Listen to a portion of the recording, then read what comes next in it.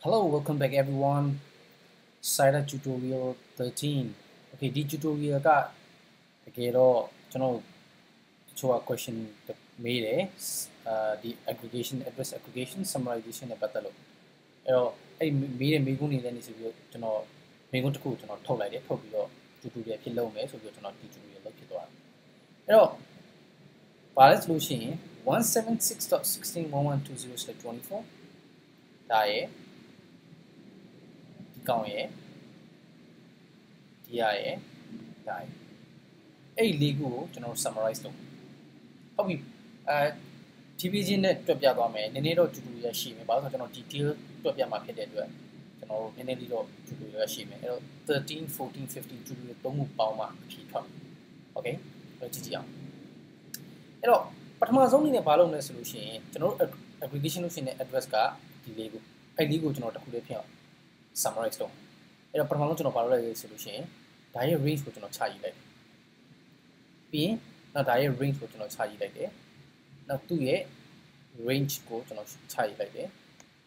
ဒါရဲ့ range ကိုကျွန်တော်ချရေးလိုက်တယ်အဲ့ဒါပြီးတော့ကျွန်တော်ဘာလုပ်လဲဆိုလို့ရှိရင်ဒီမှာအစကပါလေ number okay နောက်တစ် sorry နောက်တစ်ဆင့်ကဘာလုပ်လဲဆိုရင်ကျွန်တော်ကြည့်လိုက်တယ်ဘေး address range ကြီးကတူပဲလေ 176.16 176.16 ကျွန်တော် underline နဲ့တားထားတယ်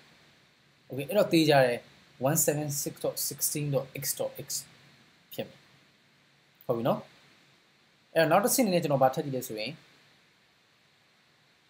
တတိယ field ကိုကျွန်တော်ဆက်ကြည့်တယ်112စတယ်112မှာဆုံးတယ်114မှာစတယ်114မှာဆုံးတယ်116မှာစတယ်117.255မှာဆုံးတယ်111မှာစတယ်111.255မှာဆုံးတယ်အဲ့တော့သေးကြတယ်ဒီနောက်ဆုံး bit ဒီ 4 space ဆိုတော့ကျွန်တော်တို့သိသွားပြီဒီတတိယ field ဒီကောင်လေးမှာပဲအပြောင်းလဲရှိပြီအဲ့တော့ဒီတတိယ field မှာဘယ်ဟာကအငယ်ဆုံးလဲကျွန်တော်ကြည့်လိုက်တယ်111ဆိုကျွန်တော်111ရေးလိုက်ပြီးရင်112 range တွေပါမယ်113 range မပါဘူးဒါပေမဲ့114ကျော်သွားမယ်အဲ့တော့သိကြတယ်113ကတခါတည်းထည့်ထားပြီးသားပြီးရင်115ကိုကျော်သွားပြီးတော့116ပါမယ်117မှာဆုံး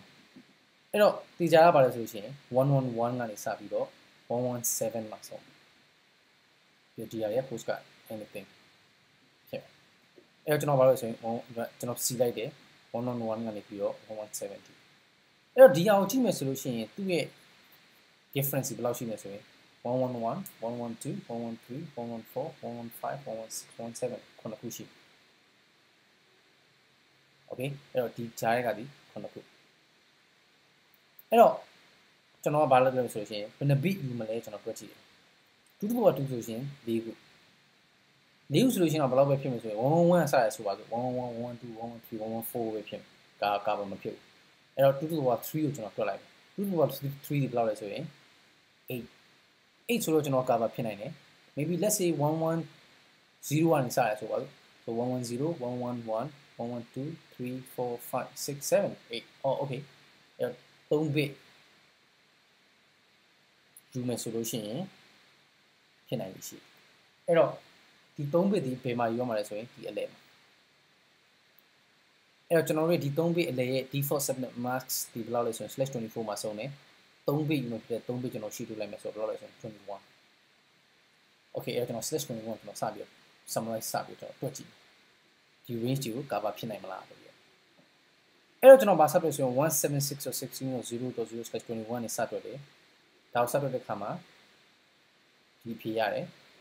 previous tutorial မှာရှိခဲ့တယ်နားမလည်ဘူးဆိုရင်ပြန်ကြည့်ပါဒါလေးရဒီကတွက်ဆက်တွက်သွားတယ်0ဒီမှာစတယ်ဒီမှာဆုံးတယ်နောက် segment တစ်ခုက8ရောက်သွားတယ်ဒီမှာစတယ်ဒီမှာဆုံးတယ်16ရောက်သွားတယ်အဲ့လိုနဲ့တွက်လိုက်တာဘယ်ရောက်သွားလဲဆိုရင်96နဲ့စ1 okay အဲ့တော့ဒီမှာလိုက်ကြည့်တဲ့ခါကျလို့ရှိရင်ဘာတွေ့လဲဆိုလို့ရှိရင်ကျွန်တော်တို့ cover ဖြစ်မဲ့ rate 176.16.111.0 ကနေပြီးတော့176.16.117.255 ကို cover ဖြစ်ရမယ်အဲ့တော့ကျွန်တော်ကြည့်လိုက်တယ်1 okay 112.0 ကနေ116.119ဒီကောင်ဒီ rate ထဲမှာပါတယ်ဒါပေမဲ့ဒီ range ထဲမှာဘာမပါဘူးလဲဆိုရင်111မပါဘူးကျွန်တော်111မှာ cover ဖြစ်ရအဲ့တော့ ဒီ /21 ဒီမဖြစ်နိုင်တော့ဘူးဒါဆို111ကဒီ range ထဲမှာပါနေ okay 112ကနေ117ကဒီ range ထဲမှာပါနေတော့အဲ့တော့နှစ်ခုကထပ်ကွဲနေပြန်ကျွန်တော်တစ်ခုလေးဖြစ်အောင်လုပ်အောင်အဲ့တော့ဒီ2 to the power 3နဲ့ /21 ဆိုပြီးမဖြစ်နိုင်တော့ alright အဲ့တော့ကျွန်တော်ဗာဆက်လုပ်မယ်ဆိုရင် next tutorial မှာ2 to the power 4ကျွန်တော်ဆက်တွက်မယ်ဒီဟာဒီကဘာဖြစ်ဖို့အတွက်2 to the power 4ဆိုကျွန်တော်ဘယ်လောက်ဖြစ်မယ်ဆိုရင်16ဖြစ်သွားမယ် alright see you in the next tutorial